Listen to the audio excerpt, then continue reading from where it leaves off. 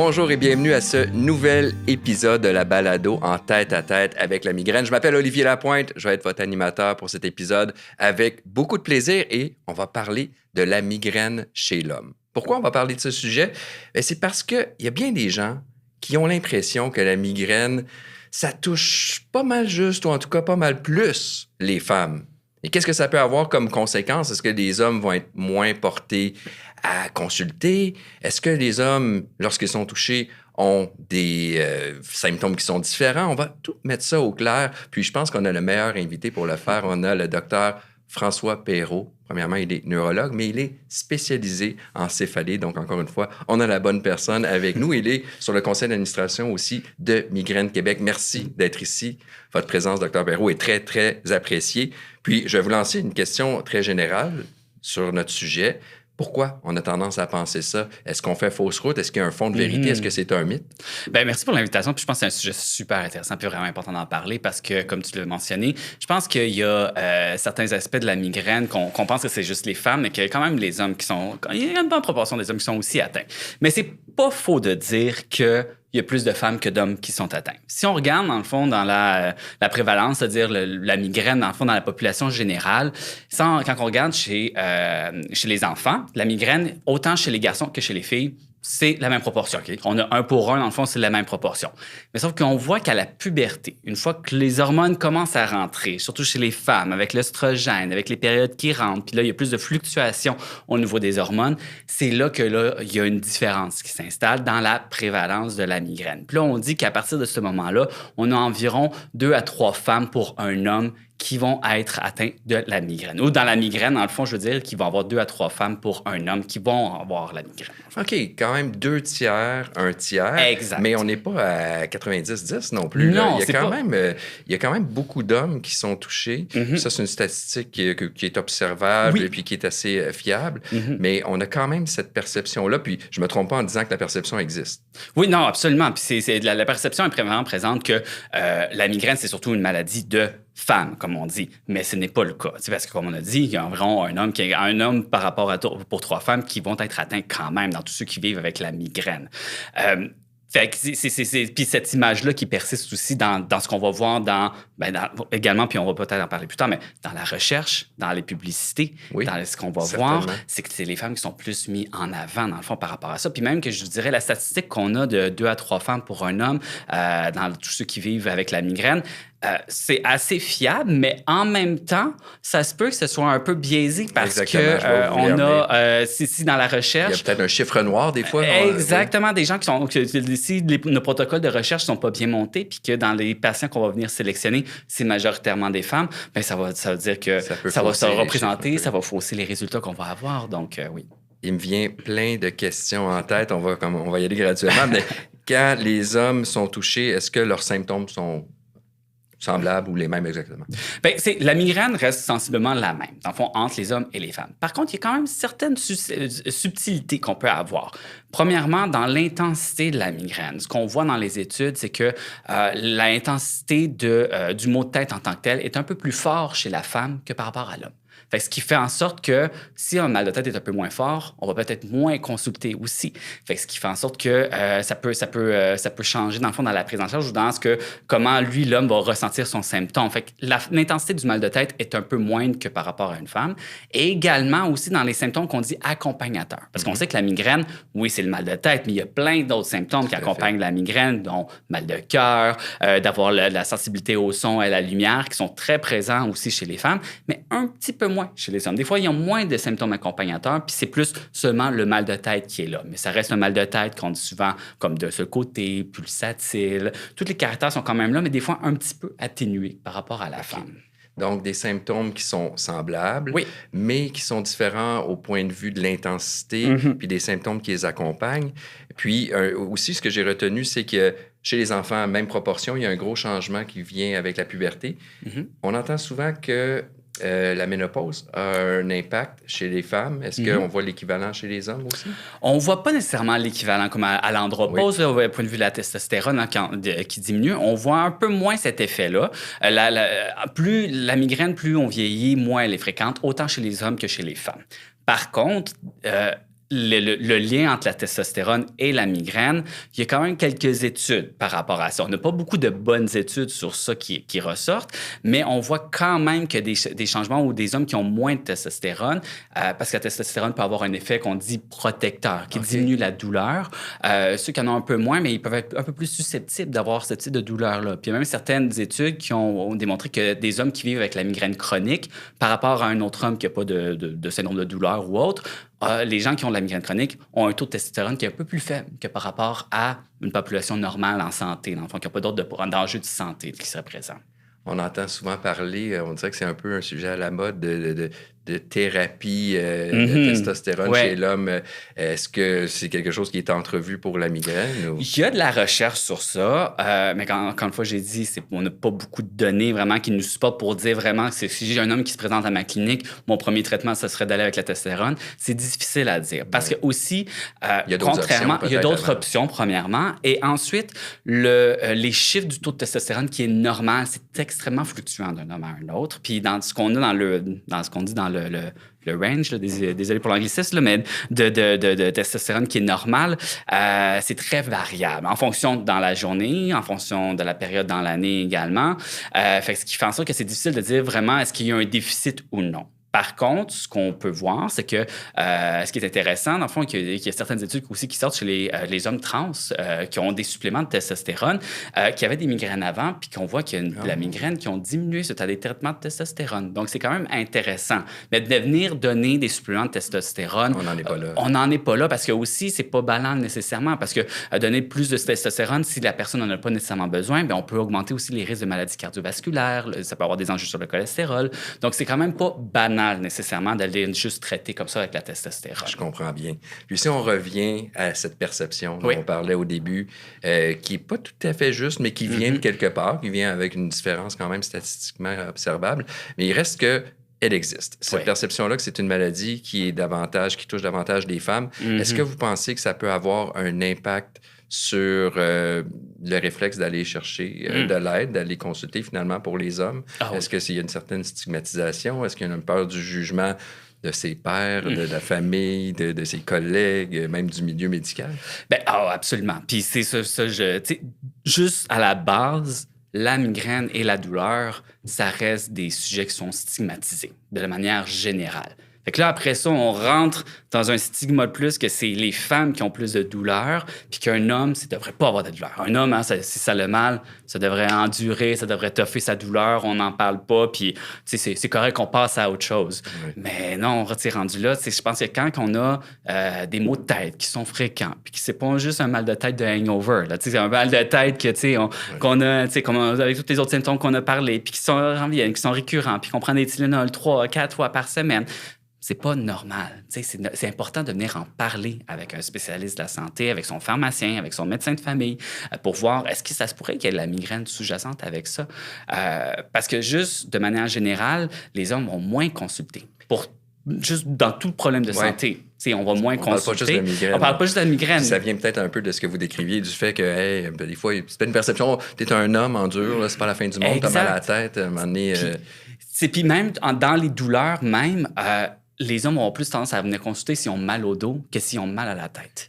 Fait que juste le mal de tête en plus, c'est juste un stigma de plus ou quelque chose, une barrière de plus qui fait en sorte que je suis pas censé avoir mal à la tête. Ouais, c'est juste les femmes qui ont des migraines. Moi, c'est sûr, c'est pas de la migraine que j'ai juste un petit mal de tête, ça va. Mais non, ça se peut très bien qu'il y ait de la migraine sous-jacente. Puis, j'entends bien que ça peut justement venir de l'homme lui-même, qui a cette perception-là, peut-être la peur du jugement autour de lui, qui serait un frein au fait de consulter. Est-ce qu'il y a une certaine stigmatisation qui existe aussi ou ça n'existe pas dans le milieu médical? Dans le milieu médical, oui, ça pourrait. Puis il peut y avoir des erreurs de diagnostic également. Parce que dans le fond, aussi, dans le milieu médical, quelqu'un qui irait voir son médecin de première ou un pharmacien puis qui fait juste parler de son mal de tête, mais qui mentionne pas tous les symptômes si on va pas les rechercher, on peut avoir cette impression-là que c'est un homme, donc ça veut dire qu'il n'y aurait pas de migraine nécessairement. Fait que ça, c'est important, comme un podcast qu'on fait comme aujourd'hui, de venir en parler puis de dire que oui, la migraine, ça peut être présent chez les hommes puis que si on vient pas poser les questions des autres symptômes accompagnateurs de la migraine, ça se peut qu'on manque le diagnostic. Puis si on n'a pas le bon diagnostic, là, après ça, on n'a pas les bons traitements qui sont jugés adéquats pour la migraine. Est-ce que vous pensez que la migraine est sous-diagnostiquée chez l'homme de façon générale? Ben, de manière générale, elle est déjà sous-diagnostiquée. Puis chez les hommes, encore plus. Oui, on parle de vraiment presque 2/3, dans le fond, des hommes qu'on pense qu'ils sont sous-diagnostiqués, là, dans le fond, dans ce qu'on voit de manière générale. Là. Fait que oui, chez les hommes, ça doit être sous-diagnostiqué, oui. Puis, ce serait quoi les conséquences? Quelles seraient les conséquences, en fait, pour un homme de pas aller chercher d'aide, de pas consulter, de se traiter lui-même à la maison avec des Advil, des Tylenol, de faire une sieste quand il se sent pas bien, puis de garder ça pour lui, finalement? Bien, c'est juste un point de vue au quotidien, dans la qualité de vie qu'on peut avoir. Quelqu'un qui se dirait, j'ai juste mal à la tête, puis je vais vivre comme ça. Mais je pense qu'à un moment donné, il faut se rendre compte que on peut vivre sans avoir mal à la tête à tous les jours ou avoir des mal de tête qui sont fréquents, récurrents, puis tout ça. Fait que je pense que pour un point de vue de la qualité de vie, ça peut avoir un gros impact. Certainement. Mais par la suite, si on dit, non, ça doit être juste des petits maux de tête, puis qu'on s'auto-traite avec des Tylenol, des Advil qu'on achète juste en vente libre comme ça, mais là, on augmente les risques de ce qu'on appelle les mal de tête de rebond, les mal de tête médicamenteux. Fait que là, les gens vont se surtraiter avec des Tylenol. Plus on prend de Tylenol, rendu un certain seuil, le cerveau, il s'habitue à ces traitements-là, mais il les aime, ces médicaments-là. Fait que là, il ramène le mal de tête pour qu'on en prenne plus. Puis là, on peut tomber dans un cercle vicieux où est-ce qu'on prend juste des Tylenol comme ça tous les jours. Puis là, ça finit avec plusieurs patients là, qui disent, tu sais, moi, je m'en vais au Costco, je m'achète ma bouteille de Tylenol à tous les mois. Là, puis c'est comme ça que je la passe. Puis j'ai vécu comme... C'est pas souhaitable. C'est pas souhaitable. C'est pas ça qu'on veut. Tu sais, rendu là, ça se peut qu'il y ait un traitement préventif qu'on pourrait prendre à tous les jours pour venir éviter que la migraine s'installe puis que ça ait plus d'impact. On prend une courte pause qui me permet de vous parler d'un service offert chez Migraine Québec, le programme d'autogestion de la migraine. Il s'agit en fait d'une formation unique au Québec qui se veut un complément essentiel à votre suivi médical. Dans la formation, on vous propose différentes stratégies pour reprendre le pouvoir sur la migraine. En tant que co-autrice du programme d'autogestion de la migraine, je peux vous assurer qu'on a choisi les informations les plus pertinentes pour vous et que tout a été démontré scientifiquement pour que ce soit bien efficace pour avoir une meilleure gestion de la migraine. Ce programme est offert 100% en ligne. Vous trouverez tous les détails au www.migrainequebec.org et profitez du code promo BALADO10. De retour maintenant à notre invité. Vous en avez glissé un mot tout à l'heure. Vous avez dit peut-être que le fait juste d'en parler comme ça dans une balado ou dans un podcast, mais ça va peut-être éveiller des gens à dire hey, c'est peut-être pas normal que j'ai mal à la tête de façon si régulière puis que ça fasse partie de mon épicerie de me mettre un pot de Tylenol. À partir de quand la personne devrait se dire OK, c'est trop fréquent, c'est pas normal, je serais peut-être mieux de consulter? Bien, tu sais, probablement, quand on parle de 1 à 2 mal de tête équivalent par semaine, qui est comme plus, on dit, d'intensité modérée, à sévère, tu sais, ou que quand on a mal à la tête, on a plus de difficultés à se concentrer, qu'on voit qu'on n'est pas aussi productif que ça dans nos tâches journalières, que ce soit au travail, à la maison. Quand le mal de tête nous amène à venir annuler des sorties, des soirées, des engagements avec des amis et tout ça, puis que justement, que tous les autres symptômes que j'ai parlé qui peuvent être accompagnés avec le mal de tête, ça vaut la peine de venir en parler avec son pharmacien. Puis en rapportant ces symptômes-là, ça se peut que le pharmacien vous dise non, c'est un mal de tête qui est plutôt normal ou qui va vous rediriger vers un bon spécialiste par la suite pour venir que ce soit mieux traité ou d'en glisser un mot aussi à son médecin de famille. C'est quand même très important aussi, juste pour faire une évaluation puis pour voir s'il y a quelque chose qu'on pourrait venir traiter ou si on n'a pas nécessairement besoin de traitement préventif, mais au moins d'avoir un traitement spécifique pour la migraine qui peut être des fois meilleur que soit le Tylenol ou l'Advil qu'on achète en vente libre, dans le fond. Je vais vous poser une question vraiment générale. Ici, à la balado, on parle de migraine quotidiennement, ou en tout cas à chaque fois qu'on enregistre. Mais c'est certain qu'il risque d'avoir des gens qui nous écoutent aujourd'hui qui vont écouter juste cet épisode-là parce qu'ils sont des hommes, parce qu'ils veulent... Donc, de façon générale, c'est quoi la différence entre un mal de tête puis une migraine? Oui. Bien, un mal de tête, là, premièrement, on va commencer avec la migraine. La migraine, premièrement, le mal de tête, c'est un des symptômes de la migraine. C'est pas juste... Dans le fond, le mal de tête, ça se présente avec une douleur qu'on va avoir et tout ça au niveau de la tête. Puis les plus classiques qu'on a, c'est le mal de tête qu'on dit de tension ou le mal de tête que tout le monde va avoir eu dans sa vie, que ce soit un hangover, que ce soit après une journée de stress au travail, un petit fond de mal de tête qu'on a. Ça, c'est ce qu'on appelle les céphalites qu'on dit de tension. Souvent comme une sensation de pression qui est léger à modéré puis qui n'a pas nécessairement d'autres symptômes accompagnés. La migraine, par contre, c'est plus que juste le mal de tête. Là, avant que le mal de tête embarque, on peut avoir justement la sensibilité à la lumière, au son, le mal de cœur qui s'installe également. On peut avoir la difficulté à se concentrer. Puis après ça, il y a le mal de tête qui peut embarquer, puis tous ces autres symptômes-là qui persistent. Puis le mal de tête qu'on a, qui sont classiquement, de la manière qui va être décrit, c'est souvent la manière, les gens vont le ressentir comme si c'était un cœur qui battait dans la tête. Donc, on dit pulsatile. Puis c'est souvent d'un seul côté de la tête qui va être atteint. Ça se peut que ce soit les deux côtés qui soient atteints, mais c'est souvent un côté ou un côté qui est plus fort que l'autre qui va décrire vraiment le mal de tête avec une intensité qu'on dit souvent comme plus modérée à sévère. Puis quand je dis modérée à sévère, justement, c'est comme je dis, on a de la difficulté à fonctionner dans la journée ou qu'on sent le besoin je vais peut-être aller me coucher pour que ça passe. On n'est pas dans un petit mal de tête. Là. On est dans une coche au-dessus. Là. Je comprends bien. Puis la personne ou l'homme qui nous écouterait et qui se reconnaîtrait dans ces symptômes-là, qui se traiterait présentement avec des médicaments qu'on achète en vente libre, puis qu'on aurait convaincu de consulter. Oui. On ne mettra pas votre numéro de téléphone au bas de l'écran, c'est certain. Il n'aura pas accès à vos services en claquant des doigts, c'est sûr. Mais ça serait quoi la solution pour lui? Est-ce qu'il va voir son pharmacien en premier lieu? Est-ce qu'il essaie de voir son médecin de famille s'il n'y en a pas? S'il n'y en a pas, est-ce qu'il va dans une clinique sans rendez-vous? C'est quoi la première étape, en fait? La première étape, c'est justement de regarder voir les professionnels qui sont disponibles pour cette personne-là. Fait que oui, le pharmacien, la majorité des gens ont accès à un pharmacien, puis les pharmaciens sont très habilités pour venir évaluer puis voir c'est quoi le type de mal de tête qu'il y a. Fait que oui, ça, c'est une première personne qu'on peut venir aller voir. Puis s'il a accès à son médecin de famille, c'est à son prochain rendez-vous. Je pense que c'est important de venir en parler, surtout si c'est quelque chose qui dérange. Tu ne pas garder ça pour en passant, j'ai mal. Parlez d'emblée. Si c'est un symptôme qui vous dérange, parlez d'emblée de votre mal de tête pour que ce soit adressé. Est-ce que, ça me fait, je suis désolé de vous interrompre, mais parce que c'est une question que j'avais en tête quelque part aussi, est-ce qu'il y a des hommes qui, même si on les convainc d'aller consulter, vont avoir tendance à minimiser un peu leurs symptômes? Est-ce que ça pourrait être un piège aussi? De manière générale, les gens qui vivent avec la migraine, ils vont beaucoup minimiser, puis ça va être encore plus chez les hommes. Fait que, tu sais, faut pas avoir tendance à minimiser puis dire « Oh, ouais, mais c'est pas grave, mon petit mal. » Non, comme, parlez-en, ayez pas peur d'en parler, puis sachez que, vous n'êtes pas obligé de vivre avec de vivre avec cette douleur-là qui est constante, puis qu'il y a des choses qu'on peut venir faire.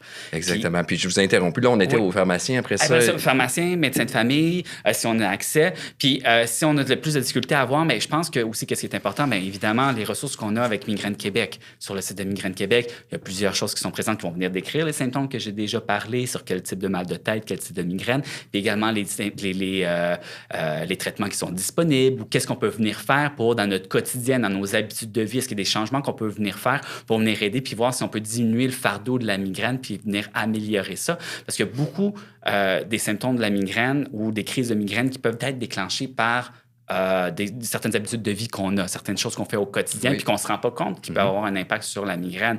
Puis, tu sais, on a justement des programmes d'autogestion de la migraine sur Migraine Québec et tout ça. Fait que je pense que ça peut être bien de venir regarder ça puis voir si c'est quelque chose si vous vous reconnaissez dans ça, puis de venir voir des choses que vous pouvez venir faire avant de voir sur votre pharmacien ou le médecin de famille, dans le fond, pour venir en parler. Mais c'est sûr que d'avoir officiellement un diagnostic va après ça aider à venir orienter les traitements. Puis, est-ce qu'il y a une différence quand on traite un homme ou une femme?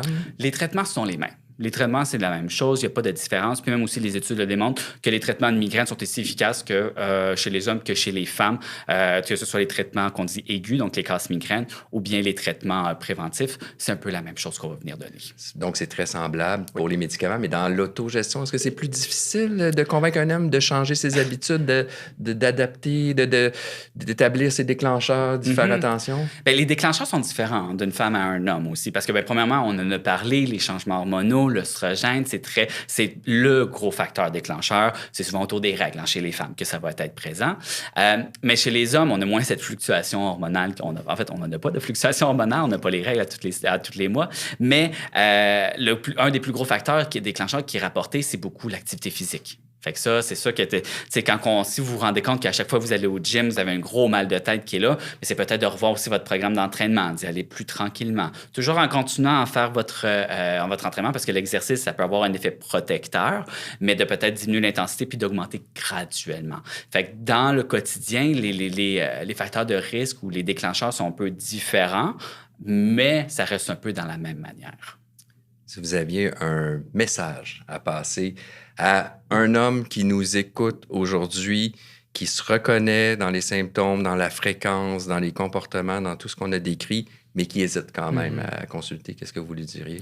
Je pense qu'il faut dire que, comme je l'ai dit, on n'est pas obligé de vivre avec la douleur, on n'est pas obligé de supporter la douleur et d'endurer la douleur ne fait pas de vous plus un homme qu'un autre. Je pense que d'avoir de la douleur puis de vivre avec la migraine, c'est une maladie qui est neurologique. C'est important de venir en parler, de traiter ces symptômes-là. Puis une fois qu'on a ouvert ça puis qu'on commence à en parler, puis que si vous allez chercher des traitements qui sont spécifiques, je vous garantis, 100% de mes patients hommes me l'ont dit, ils ne retourneraient pas en arrière. Ah oui, hein? Ah, ouais. Non, ça c'est clair, ils ne retourneraient pas en arrière. Puis un des plus grands commentaires que j'ai à chaque fois, c'est de dire j'avais. Maintenant, comme avec si on a des traitements spécifiques, j'ai plus de migraine. Puis ils disent j'ai oublié c'était quoi. Puis quand j'en ai une maintenant, je me demandais comment je faisais pour vivre comme ça tous les jours. Peut-être j'aurais dû avant. J'aurais dû avant. Oui. Fait qu'il y a plusieurs qui me disent j'aurais dû en parler avant pour avoir des traitements qui me conviennent. Est-ce qu'il y a un certain risque d'attendre trop longtemps? Est-ce qu'on peut tomber plus chronique, plus fréquent aussi? Absolument. Des migraines, un des plus gros facteurs de risque pour tomber en ce qu'on appelle en migraine chronique, c'est d'avoir des migraines qui sont non traitées, qui sont récurrentes, qui sont plus sévères puis qu'on néglige. Fait que c'est très important. Je pense qu'on a probablement convaincu l'homme qui nous écoute ou les hommes qui nous écoutent. Oui. Puis, si on pouvait terminer, j'aimerais ça vous laisser le mot de la fin pour vous dire en une phrase ou deux ou trois, c'est vous qui le décidez, mais qu'est-ce que vous aimeriez qu'on retienne de l'épisode?